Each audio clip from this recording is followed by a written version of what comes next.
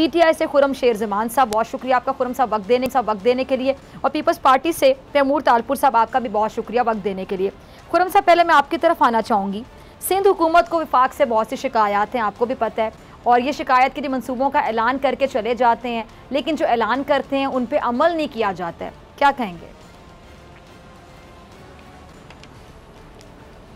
नहीं, इनकी शिकायतों को क्या करना है हमने, इनका तो अब रोना धोना बड़ी ज़ोरों से शुरू होगा। अच्छा है थोड़ी बहुत ये प्रैक्टिस कर लें, आने वाले दिन इनके लिए अच्छे नहीं हैं। देखिए, असल में बात यह है कि हमारी कोई सिंध हुकूमत के साथ या पीपल्स पार्टी के साथ कोई ज़ाती लड़ाई तो नहीं है। हमारी जो आपस में एक जंग जैसा समा है वो आवाम की खिदमत के ऊपर है, आवाम के मसाइल हल करने के ऊपर है। 13 साल से पाकिस्तान पीपल्स पार्टी सूबे सिंध के अंदर इक़्तिदार के अंदर है, और इस 13 साल के अंदर सूबे सिंध के लोगों के पास पीने का पानी मुयस्सर नहीं है, बच्चों के पास स्कूलों में तालीम नहीं है, हस्पतालों के अंदर इलाज नहीं है, सड़कों के ऊपर ट्रांसपोर्ट नहीं है, कुत्ते काट जाएं तो उसके लिए आपके पास वैक्सीन्स अवेलेबल नहीं है, बारिश हो जाती है तो पूरा शहर डूब जाता है, उसके लिए कोई निज़ाम नहीं है, टूटी फूटी सड़कें हैं, शहर भर के अंदर आपको गंदगी के, बल्कि सूबे भर के अंदर आपको गंदगी के ढेर नज़र आएंगे। और आलम यह है कि जो आज या कल में जो मीटिंग हुई है इनकी कैबिनेट मीटिंग, उसके अंदर कैबिनेट ने ये डिमांड किया है नैब से कि 1.58 अरब रुपए जो नैब ने वॉलंटरली रिटर्न के अंदर जो रिकवर किए हैं सिंध के अंदर लूट मार के, अब वो कहते हैं कि वो उनको वापस कर दिया जाए ताकि वो भी करप्शन के नज़र हो जाए। सो हमारी पीपल्स पार्टी से कोई ज़ाती लड़ाई नहीं है, हमारी तो बस ये परेशानी है कि सूबा सिंध दिन ब दिन पीछे जाता जा रहा है। आज केपी तरक्की कर रहा है, आज बलूचिस्तान के अंदर बेहतरी आ रही है, आज पंजाब आगे निकल रहा है, आज गिलगित बल्तिस्तान के अंदर लोग लाखों की तादाद के अंदर सैर व तफरी के लिए जा रहे हैं, कश्मीर के अंदर खुशहाली है। हम ये चाहते हैं कि जिस तरह बाकी सूबे तरक्की करें, सूबा सिंध भी हमारा आगे निकले ना। चाहे हमारी पार्टी की जो हुकूमत है, चाहे पंजाब के भी दूसरे शहरों में सूबों में हो, लेकिन मेरा तो जो दिल धड़कता है वो तो सूबे सिंध के साथ धड़कता है। चाहे जितने सूबे तरक्की कर जाएं, मुझे तो अपने सूबे सिंध के अंदर रहना है ना, मुझे तो सूबे सिंध के लोगों ने वोट दिया है। सो मैं चाहता हूँ कि मेरा सूबा सिंध भी उसी तरीके से तरक्की करे जिस तरीके से बाकी सूबे कर रहे हैं। लेकिन मुझे इस बात के ऊपर यकीन है कि जब तक पाकिस्तान पीपल्स पार्टी इक़्तिदार में रहेगी इस सूबे में बेहतरी नहीं आएगी। उसकी वजह ये कि ये इनका 5वां दौर है सूबे सिंध के अंदर, ये 13 साल से कंटिन्यूस बेसिस पे इस सूबे के अंदर इक़्तिदार के अंदर हैं। अच्छा, परेशानी सिर्फ कराची के अंदर नहीं है, जहाँ से आसिफ अली जरदारी साहब जीत कर हैं नवाब शाह से, वहाँ पर भी नहीं, मेरी गुजारिश है कि जहाँ से जरदारी साहब जीत कर आए वहाँ पर भी यही बुरा हाल है, जहाँ से बिलावल जरदारी साहब जीत कर आए वहाँ पर भी यही रोना है, जहाँ से चीफ मिनिस्टर जीत कर आए इनके उधर भी यही हाल है, जहाँ से तैमूर साहब खुद जीत कर आए उधर भी यही हाल है। सो कराची शहर के तो सिर्फ ऐसे हालात नहीं है ना, सूबे भर के अंदर बुरे हालात हैं। यहाँ तो चलें मीडिया है और ये सारी चीज़ें हैं कि चीज़ें हाईलाइट हो जाती हैं, वरना तो हालात ये हैं कि अल्लाह का शुक्र है कि पाकिस्तान को अल्लाह ताला ने वज़ीर आज़म इमरान खान जैसा वज़ीर आज़म दे दिया, नहीं तो इनके कोविड की वैक्सीन आपको मिल गई, ये नहीं तो यहाँ तो कुत्ता भी काट जाए तो आपके पास रेबीज़ की वैक्सीन नहीं है। अगर इसमें से कोई एक बात मैंने गलत किया तो आप मुझे चैलेंज करें, मुझे बताएं। गंदम इनकी अरबों रुपए की गंदम जो है वो गायब हो जाती है, कहते हैं चूहे खा गए। ठीक, अच्छा खुरम साहब, तैमूर साहब से इन बातों का मेरे ख्याल से जवाब ले लेते हैं। तैमूर साहब, मेरे ख्याल से मुझे सवाल फिलहाल पूछने की ज़रूरत नहीं है, खुरम साहब ने बहुत से सवालात खड़े कर दिए हैं, आपके पास क्या जवाब है? बिस्मिल्लाहिर्रहमानिर्रहीम। सबसे पहले तो बड़ा शुक्रिया डॉक्टर फिजा आपका कि आपने मुझे सदियों के बाद अपने शो में याद किया। लास्ट टाइम आया था तब मेरे बाल काले थे, अब सफ़ेद हो गए। खैर, आते हैं बात शेर जमान की। तो आज मेरे साथ वो बंदा कर रहा है पीपल्स पार्टी गवर्नेंस के बारे में, जो खुद मुफ्त इलाज कराता है, सिंध की सारी फैसिलिटीज़ का मज़ा लेता है, जो हमने रोड चमका दिए हैं उन पे घूमता फिरता है, हमारे जो टॉप हॉस्पिटल्स हैं सिंध में है पूरे पाकिस्तान के, वो बात कर रहा है। और वो शख्स जो अभी तक 14 में से 12 सीटें हार चुके हैं बाई इलेक्शन में, यहाँ तक कि इनको कराची के लोगों ने रिजेक्ट कर दिया है। फैसल वाडा यहाँ पे नंबर 1 आया था जब इलेक्शन जीत के आया था, जब भी इसने बाई इलेक्शन करके और फिर से यहाँ पे खड़ा हुआ है तो पहले से अवाम ने उसे लात मार के 6वें नंबर पे भेज दिया। देयर पीटीआई डाउन 5th और 6th नंबर, पहले नंबर पे पाकिस्तान पीपल्स पार्टी है। अच्छा, ये बात कर रहे हैं अपनी जो है सीटों की मेरे से और यहाँ पे इनकी स्कीमों की, तो पहली बात तो ये हिसाब देखो, सिंध का पानी ये दे देते हैं दूसरे सूबों को, ये कहाँ का इंसाफ है? और जो हमारा शेयर हमें नहीं मिलता वो भी दूसरे सूबे में चला जाता है, ये कहाँ का इंसाफ है? तो अगर ये सोचते हैं इन चीज़ों की बुनियाद पर ये सिंध की गवर्नेंस जो कि मुराद अली शाह साहब की गवर्नेंस है उसको कंपेयर करते हैं बोजदार की गवर्नेंस के साथ, जिसको इनके अपने MNA MPs क्या बातें करें, और अब ये मुकाबले के लिए लेके आए हैं कराची में अरबाब गुलाम रहीम को। अरबाब गुलाम रहीम साहब की मैं बड़ी इज्जत करता हूँ कि हम पड़ोसी हैं, डिस्ट्रिक्ट उमरकोट मेरा डिस्ट्रिक्ट थरपारकोट का बीच में एक बॉर्डर है, बस हमारा आमने सामने मिले हुए, लोग भी सारे मिले हुए। वो अभी 3 साल पहले इलेक्शन में खड़े हुए थे अपने इलाके से, अपने गांव से, एक्स चीफ मिनिस्टर सिंध एक 25 साल के अपने भतीजे से, नौजवान भतीजे से इलेक्शन हारे बड़ी लीड के साथ। उसके बाद 6-7 महीने पहले वो फिर आगे खड़े हुए इलेक्शन में उमरकोट से आफ्टर थरपारकर, यहाँ पर उन्हें कोई 30,000 की लीड से, यहाँ पर भी एक 27 साल के बच्चे से, नौजवान हमारे नए उभरते स्टार से जो है ये इलेक्शन हार के हैं। तो पूरी दुनिया के जो रिजेक्टेड लोग हैं वो खान साहब लेके आ गए, क्योंकि उनके पास और कोई चारा ही नहीं है। अब ये बातें करके कि आवाम को नहीं बहला सकते।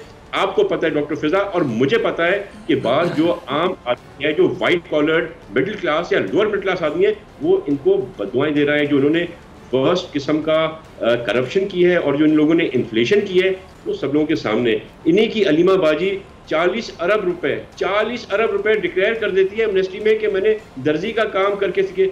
यार मेहरबानी करो खुरम जजमा, मेरी पार्टनरशिप करा दो यार, मुझे बताओ ये कैसे जो है दर्जी के काम में आप 40 अरब रुपए लेके और आप लोग यहाँ पर अपने अकाउंट में डालते हैं। एमनेस्टी तो आपको देनी नहीं थी, तो आपका बयानिया नहीं है। आप सिंध को छोड़ दें, आप हुकूमत में पहली और आखिरी बार आए हैं, ये आपको भी पता है, ये हमें भी पता है और अवाम को भी पता है जो आपको अभी तक झेल रही है। लिहाजा अब बड़े ख्वाब ना देखें, आप मेहरबानी करके ला दें, कुछ कीमतें कम कर दें। अच्छा, ये तो आप दोनों इतने आमने सामने आ गए कि मुझे कोई सवाल पूछने का मौका ही नहीं मिल रहा। आपने भी इतनी बातें कर दी। खुरम साहब जी, क्या जवाब है आपके पास?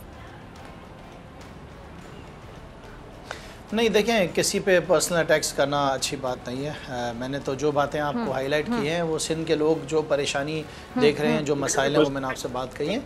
उसके साथ साथ देखें, मैं आपके शो के ज़रिए ये ज़रूर आपके चैनल के थ्रू लोगों को बताना चाहूँगा, कराची शहर के लोगों को, सूबे सिंध के लोगों को, कि 18वीं तरमीम के बाद जो कि इन्हीं के आसिफ अली जरदारी साहब के दौर के अंदर ये NFC आया था, उसके बाद तमाम जो बेसिक नेसेसिटीज़ हैं फराहम करना सूबाई हुकूमत के हैं, जैसे कि पीने का पानी हो गया, स्कूलों में तालीम हो गया, सीवेज का निज़ाम हो गया, सड़कें हो गई, बसें हो गई।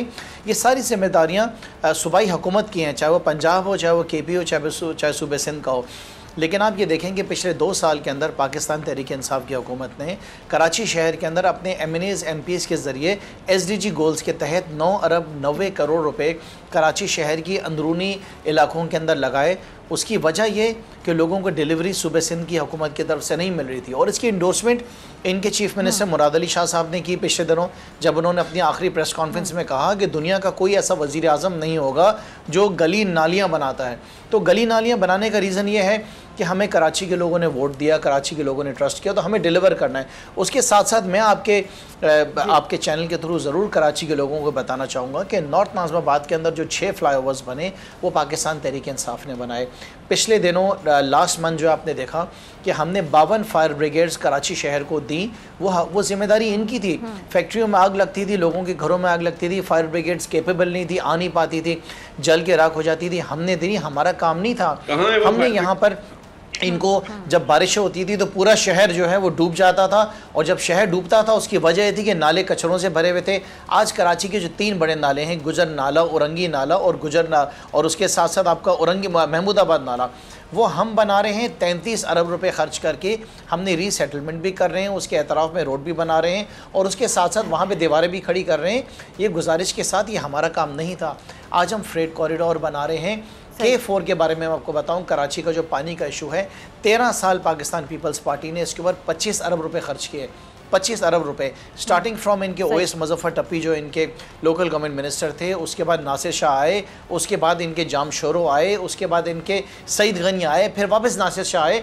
13 साल के बाद इन्होंने बोला कि जो हमने 25 अरब खर्च किए वो ज़ाया हो गए क्योंकि डिज़ाइन गलत था। अब वज़ीर आज़म साहब कराची के लिए K4 बना रहे हैं वापडा के थ्रू। ये हमारा काम तो नहीं है, तो इनका काम था, हमने बनाया। उसके साथ साथ आप देखें कि नेपियर रोड कराची का इतना बड़ा रोड तहरीक इंसाफ की हुकूमत ने बनाया, वज़ीर आज़म साहब ने। मंगू पीर रोड अंडर कंस्ट्रक्शन है, पिछले 2 महीने पहले वो इनॉग्रेट हुआ, वो मुकम्मल होने जा रहा है। का जिक्र किया जरा खुरम साहब, आपकी मौजूदगी का मैं फायदा उठाना चाहूंगी, आप जरा इस मंसूबे के हवाले से भी ना, K4 मंसूबे के हवाले से जो प्लानिंग है वो जरा प्लीज नाज़रीन को आगाह कर दीजिएगा, क्योंकि कराची के अवाम आपको पता है कि पानी की फराहमी के हवाले से बहुत ज्यादा मुश्किलात का शिकार है। K4 मंसूबे के हवाले से हुकूमत ने प्लानिंग की है ना, उसके हवाले से जरा आगाह कर दीजिएगा। देखिए बड़ी सिंपल सी प्लानिंग है कि इसके ऊपर एक डिज़ाइन बना था जो कि तकरीबन 12 साल पहले बना था। 13-12 साल तक इसके ऊपर 25 अरब रुपए खर्च हुए। जब 25 अरब खर्च हो गए तो पीपल्स पार्टी की हुकूमत ने, चीफ मिनिस्टर साहब ने फ्लोर ऑफ द हाउस बताया कि डिज़ाइन गलत बन गया है और अब हमें नए सिरे से शुरू करना पड़ेगा। हमने वज़ीर आज़म साहब से गुजारिश की कि वज़ीर आज़म साहब, हम किसी भी हाल में सिंध हुकूमत के साथ मिलकर ये पैसा नहीं खर्च कर सकते हैं, क्योंकि ये 13 अरब रुपये 25 अरब इनको मिले थे, ये भी पिछली वफाकी हुकूमत ने इन्होंने दिए थे। अब वापस यही प्लान था कि आधे इनके आधे हमारे। हमने हाथ जोड़े वज़ीर आज़म साहब के साथ कि वज़ीर आज़म साहब इनके साथ मिलकर खर्च नहीं करना, K4 हम पूरा मुकम्मल करेंगे, ताकि अगर कोई ब्लेम आएगा तो पूरा हम पे आएगा।